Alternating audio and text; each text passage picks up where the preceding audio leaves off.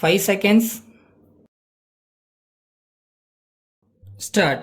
நண்பர்களே, நாட்டின் 45வது விடுதலை நாள் விழாவில் கலந்து கொள்வதில் நான் மிகவும் மகிழ்ச்சி அடைகிறேன். இந்த விழாவில் கலந்து கொள்ள வந்துள்ள அனைவருக்கும் என் அன்பான வணக்கத்தை தெரிவித்துக் கொள்ளுகிறேன். நம் தாய் நாட்டின் மணிக்கொடியை வரலாற்று சிறப்புமிக்க இந்த கோட்டையில் ஏற்றி வைப்பதில் பெருமகிழ்ச்சி கொள்ளுகிறேன்.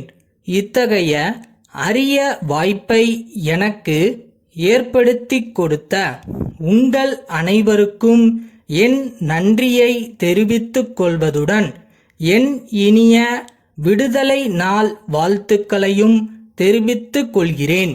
விடுதலை நாள் விழாவை நாம் பெருமகிழ்ச்சியுடன் கொண்டாடும் இந்த நேரத்தில் நாட்டின் விடுதலைக்காக போராடியவர்களையும் அவர்களின் தியாகங்களையும் நினைத்து பார்க்க வேண்டியது நம் அனைவரின் கடமையாகும். எனவே நாட்டின் விடுதலைக்காக தம் உயிர், உடல் மற்றும் உடைமைகளை இழந்த லட்சக்கணக்கான விடுதலை போராட்ட வீரர்களுக்கு தமிழ்நாட்டு மக்கள் சார்பில் எனது வணக்கத்தை தெரிவித்துக் கொள்ளுகிறேன். விடுதலை பெற்ற பிறகு நமது நாடு பல்வேறு துறைகளிலும் மிகச் சிறப்பான முன்னேற்றத்தை அடைந்து வந்துள்ளதை நாம் அனைவரும் நன்கு அறிவோம். பல்வேறு மொழியினரும் பல்வேறு இனத்தவரும் நிறைந்து வாழும் நிலையிலும் உலக அரங்கில் மிக பெரிய மக்களாட்சி என்னும் பெருமையோடு நாம் தலைநிமிர்ந்து நிற்கிறோம். இப்பெருமையை நாம் தொடர்ந்து கட்டி காக்க வேண்டும் என்பதை இந்த சமயத்தில் வலியுறுத்தி கூறிக்கொள்ள விரும்புகிறேன். இந்த அரசாங்கம் மாநிலத்தின் முன்னேற்றத்திற்கும் வளர்ச்சிக்கும் வேண்டிய பல்வேறு திட்டங்களை தீட்டி அவைகளை சிறந்த முறையில் செயல்படுத்த மிகுந்த ஆர்வம் கொண்டுள்ளது என்பதையும் நீங்கள் அனைவரும் அறிவீர்கள்.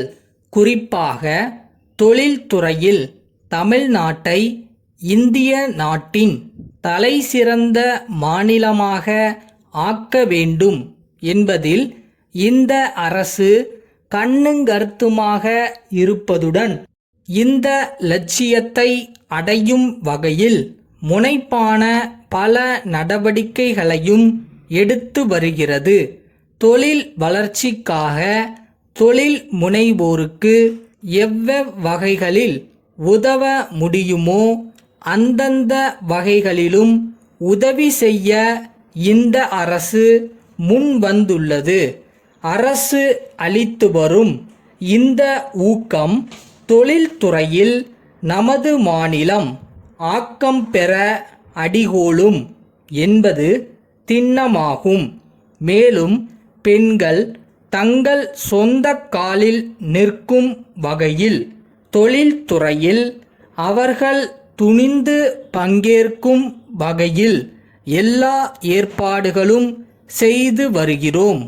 நமது மக்கள் தொகையில் ஏறத்தாழ பாதி அளவுக்கும் மேல் இருக்கும் பெண்களை நல்ல முறையில் உயர்த்தி விடுவதுதான் சுதந்திரம் பெற்ற ஒரு நாகரிக அரசின் கடமை என்ற கருத்தில் பெண்கள் முன்னேற்றம், பெண்கள் உயர்வு ஆகியவற்றுக்கு எல்லா முன்னுரிமைகளும் வழங்க ஏற்பாடுகள் செய்யப்பட்டு வருகின்றன என்பதை தெரிவித்துக் கொள்கிறேன்.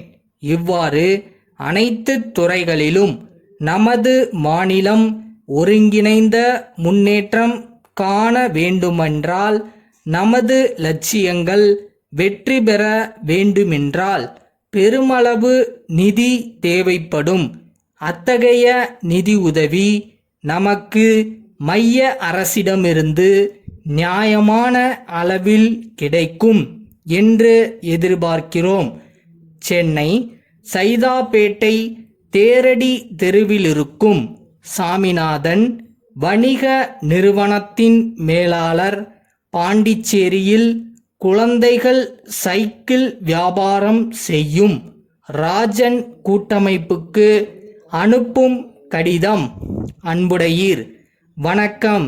எங்கள் வேண்டுகோளின்படி தாங்கள் கடந்த மாதம் லாரி மூலம் அனுப்பிய 50 குழந்தைகளுக்கான சைக்கிள்கள் வந்து சேர்ந்தன என்பதை தங்களுக்கு தெரிவித்துக் கொள்ளுகிறோம். எனினும் அவைகளை சரிபார்க்கும்போது மொத்தமுள்ள வண்டிகளில் 6 வண்டிகள் சேதம் அடைந்திருப்பது கண்டுபிடிக்கப்பட்டுள்ளது. நாங்கள் தங்களிடம் நேரிலும் கடிதம் மூலமாகவும் சரக்குகள் நல்ல நிலையில் அனுப்பி வைக்கப்பட வேண்டுமென்றும் அவற்றின் தரம் சிறந்த முறையில் இருக்க வேண்டுமென்றும் தெரிவித்திருந்தும் சரக்குகளுக்கு சேதம் ஏற்பட்ட நிலையில் உள்ளதைக் கண்டு நாங்கள் மிகவும் வருந்துகிறோம். எனவே சரக்குகளின் தரமின்மை காரணமாக அவைகள் தங்கள் கணக்கிலேயே வைக்கப்பட்டுள்ளன. மேற்கண்ட குறைபாடு பற்றி தங்கள் பதில் கிடைத்த பின்னரே மேற்கொண்டு நடவடிக்கைகளை மேற்கொள்ள முடியும். நமது நீண்டகால வியாபார தொடர்பு நல்ல முறையில் தொடர்ந்து நீடிக்க வேண்டும் என்பதை நினைவில் கொண்டு உடனடியாக பதில் எழுத கோருகிறோம். தங்கள் நம்பிக்கையுள்ள.